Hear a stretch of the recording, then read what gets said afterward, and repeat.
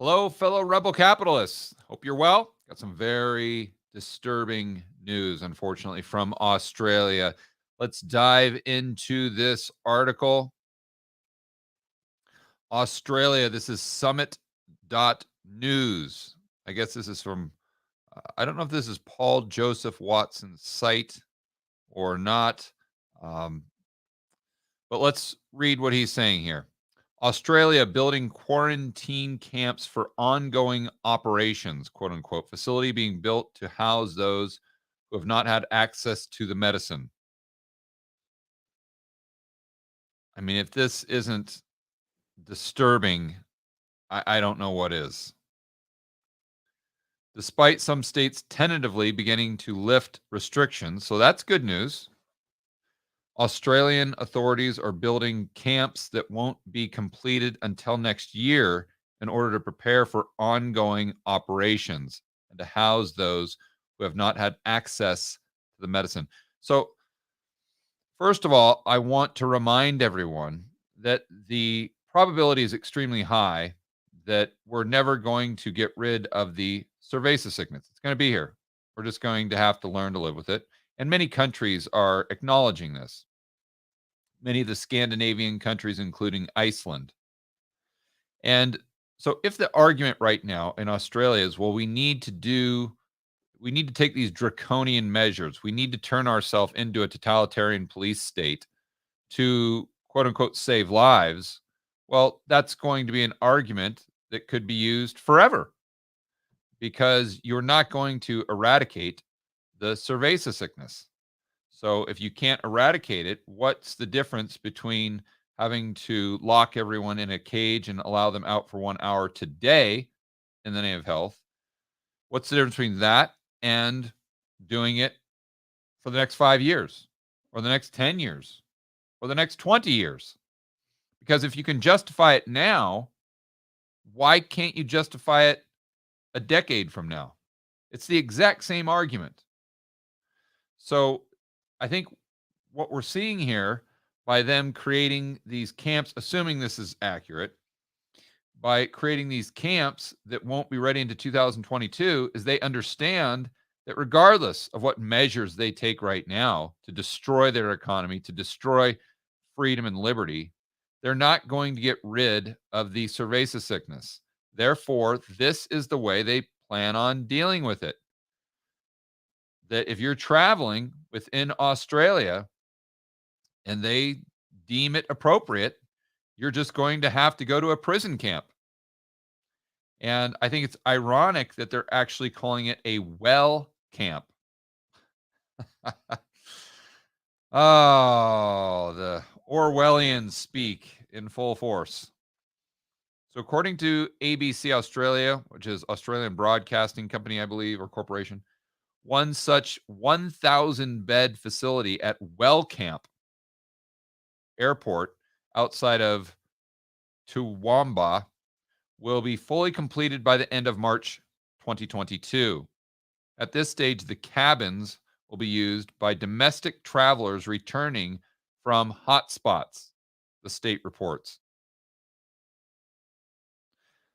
So before we go any further, I would just like to remind everyone that this is not the first time in history that countries have set up camps, we'll call them.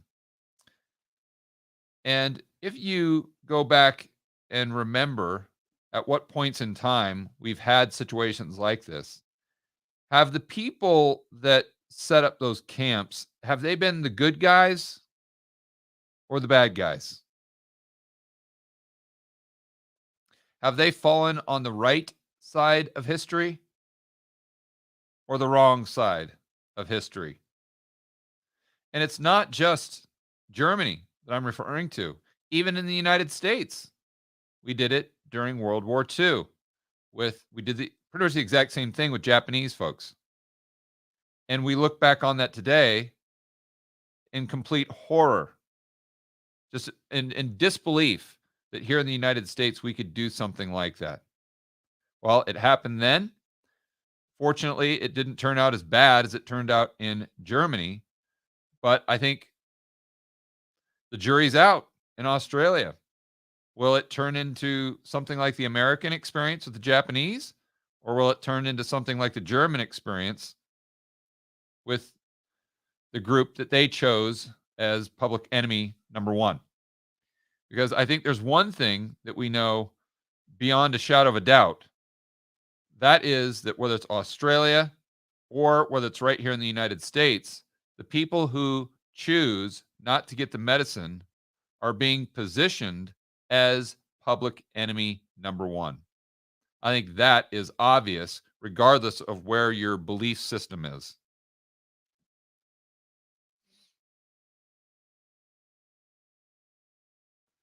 So then they state again that, however, the officials say they want to be clear that this is used for ongoing operations. I mean, is that supposed to make us feel better? Jeez. The camp splits into two different zones, accommodate singles, doubles, and family rooms while being patrolled by police and security guards 24/7. So, however, the Australian government, assuming this is true, however, the Australian government wants to spin this, it's in the name of health, it's the name of security, it's for the greater good. The fact that they're patrolling this with police and security guards 24/7, I don't care what you want to call it, a wellness center, it's a prison camp. That's what you're doing. You're creating prison camps throughout the entire country. And I can almost guarantee you that even if the initial intention is good, the road to this hell might be paved with good intentions. The net result will be bad. The net result is something that I would predict in 20, 30 years, they look back on and say, how could we have allowed that to happen?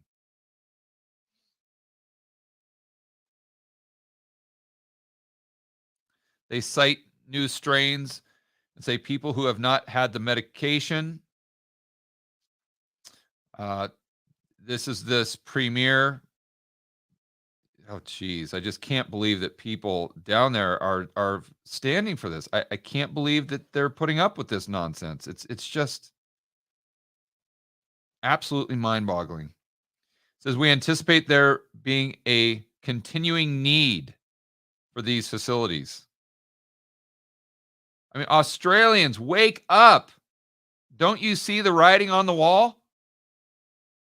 I mean, I wish I could just reach out and shake every single person down there and say, get the hell out while you still can. I mean, I know that you might have family there, you might have your job there, but at a certain point, you've got to see the writing on the wall and take advantage of this narrow window of opportunity that you have to get out of East Germany before the wall is built. I mean, my goodness gracious. And for Americans, I mean, for the Americans out there that are in favor of these government issued mandates, don't you see this is where it leads? You've got to understand that. Because see, your argument for the mandates is that, oh, well, we have to reduce some freedoms and liberties for the greater good. Okay, well, that's the exact same argument they're using for setting up these camps. We've got to lock you away in prison and take away some of your freedom and liberty, but it's all for the greater good.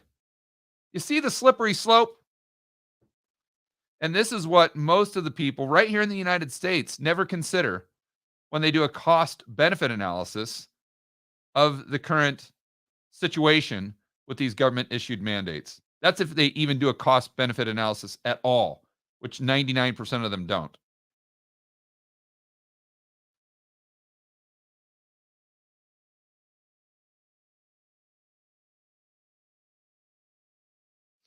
Yeah, I mean, this is a great point. This David Blount, I think is his name.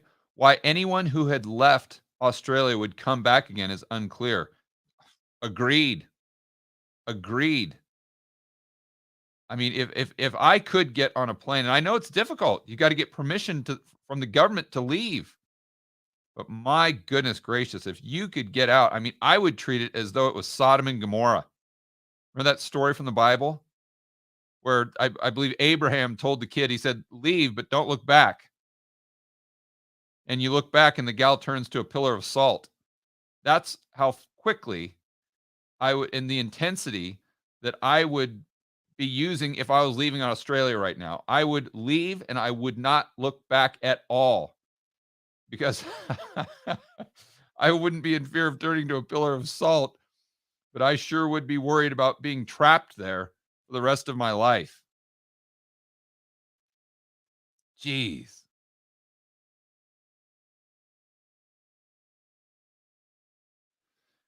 And they go on to say that they're potentially doing things like this in the United States. So it's like what I always tweet. I show something in Australia and I say, Americans, are you listening? And it's the exact same thing with this story. Assuming this is true, I mean, it's hard for me to believe that this is actually accurate and that the general population in Australia is not protesting this, or they're not just rioting in the streets. I mean, this is craziness. Looks like Quebec City in Canada announced they will isolate uncooperative citizens in a similar facility, which the location is secret. Oh, that's great. That instills a lot of confidence in the general public. New Zealand also announced plans for similar facilities. And then, ironically enough, Germany announced that they would do the same thing for dissidents who repeatedly fail to follow the proper rules in regards to the cerveza sickness.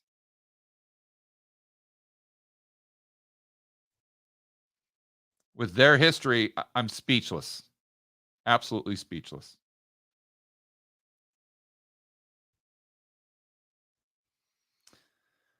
All right, looks like we've got a super chat. Josh, butt world's man. Oi, mate, where's your freedom license? Maybe license? I I'm not sure. I mean, maybe I'm not sure what the question is, but I mean, maybe you're saying that you see, and it sounds like you might be from Australia, but maybe in the future they're going to require a license to have freedom, and that wouldn't surprise me. I mean, if you read what the Australian authorities and the politicians and the central planners, if you read what they say, they always treat freedom as though it's something that's granted to you by the government. No, no, no, no, no, no. No, your freedom and liberty is an inalienable right. That it's not granted to you by government. It's granted to you by God. And the government can't take it away and they can't give it to you.